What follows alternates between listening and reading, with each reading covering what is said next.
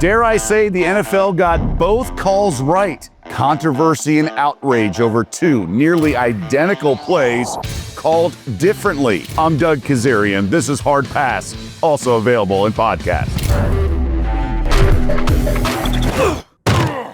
We just can't have a football weekend without getting the chirping of fixed or scripted. It feels weird for me, though. I'm actually going to defend the NFL and the refs, and also explain why the two most controversial calls were properly officiated, even though they look so similar and had different rulings. We will start with the most impactful, of course, overtime in Denver. This long pass could have set up a game-winning field goal for Buffalo, but instead, Jaquan McMillan of the Broncos granted an interception. However, a similar play in Chicago, but DaVante Adams of the Rams is ruled to have a catch and down by contact before losing the ball. So, similar but different, and I'll tell you why the NFL did in fact get it right. For the Bills, Brandon Cooks went up for the grab and landed while falling to the ground, all in one motion. That's the key. He didn't land on his feet and then get tackled to the ground.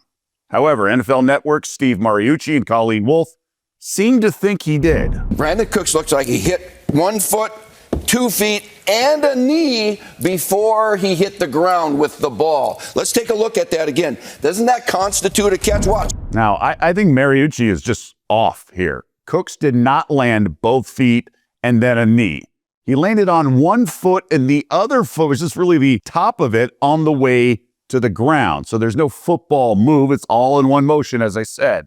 Here's NFL Network rules analyst Walt Anderson. He's in the process of going to the ground, so he has to end up, in a common phrase that's used, Coach, is survive the ground. But the rule language is he must maintain control when he hits the ground here. And clearly the ball is immediately loose when he hits the ground. So by rule, it's not a catch. Another way to look at it, just imagine no defender there. It's just Brandon Cooks going up for the catch and then coming down to the ground as he lands, and then the ball pops out. We often see that on the sidelines, right? It would be an incomplete pass, right? Like that's how it always goes because you have to survive the ground. Only difference here, a defender was there and he came away with the ball, McMillan. Thus, it's an interception. The ball never hit the ground, so somebody has to have possession, and it's the defender. To me, that's straightforward. Now, the DaVante Adams catch. For this, let's work backwards, okay? We'll do the easy stuff first, which is at the tail end of the play. This is Adams with the ball and his knee on the ground. We can all agree on that, right? He lost possession after this. Now, I know what you're going to say, but let's just bear with me here. Also, Brandon Cooks had his knee on the ground. But it's a difference. So we'll get to why it's different because we established, remember with Cooks, that he never completed the catch before his knee hit. So that was the big thing. Thus, the question now is, did Adams complete the catch before his knee hit? And that's where we're going to go break that down. But I just wanted to establish that Adams lost the ball after his knee was on the ground. I think it's very close here and could go either way. The refs deemed Adams was upright and made a football move before his knee hit the ground. Here's NBC rules analyst Terry McCauley during the broadcast. He clearly completed the catch on this one. He has it long enough to perform an act common to the game, and then he goes to the ground. He spoke quickly, but you heard him say long enough to perform an act common with the game. That's the official language from the rule book, but we say football move. Not the best replay angles on the broadcast, but McCauley felt so, and I basically do too. Certainly not enough to overturn the call, whichever was ruled on the field, so the call stands. Also, Adams did not go to the ground in one motion like we saw with Brandon Cooks. That was the big difference. So if you don't, then you don't need to survive the ground, right? Thus, when you're down when your knee hits the ground, right? That's why it was so different than the Brandon Cooks situation. Also, one thing I wanted to mention, Sean McDermott, really clueless in this situation. He had this big post-game grandstanding. I'm saying it because I'm standing up for Buffalo, damn it. I'm standing up for us.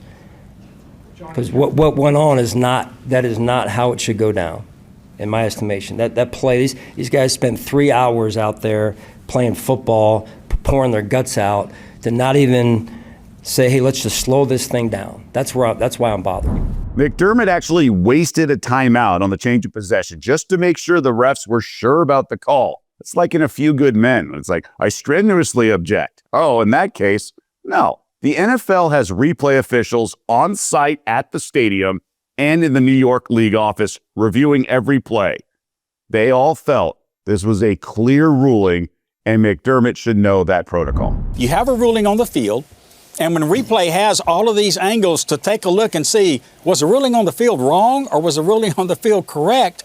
And if you can confirm that the ruling on the field was correct, they really want to move the game along, and they don't want to have unnecessary stoppages. Look, I understand it was an emotional game, and McDermott was upset for a lot of reasons, right? The season's over, right? I get it. But it's not like he had a better view. He was on the sidelines, the refs were right there, and there's all these replay officials. During the game, a timeout is not going to accomplish anything. Just buffoonery.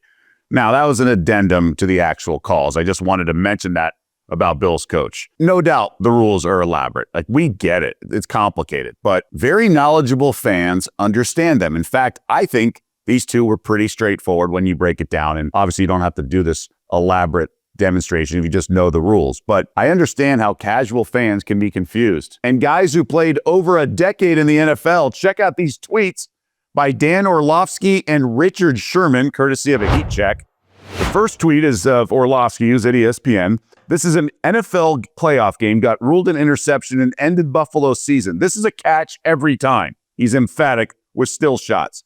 Richard Sherman, I have never seen a contested catch like this ever be called anything but a catch. Even as a DB, you know that if a tie, it will go to the wide receiver.